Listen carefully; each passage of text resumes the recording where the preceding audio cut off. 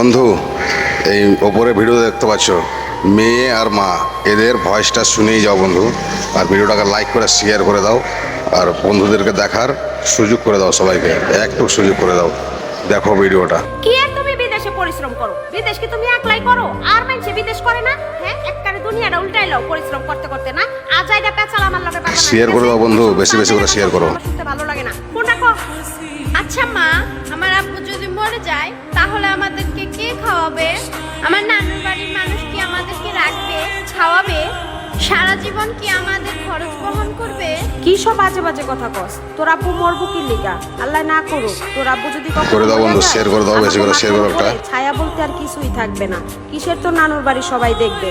দেখোস না, তোর বাপ বাচ্চা থাকতেই তো তোর নানুর বাড়িতে যাইয়া 5 দিনের বেশি 10 দিন থাকলেই সবাই মুখ কালা কইরা রাখে।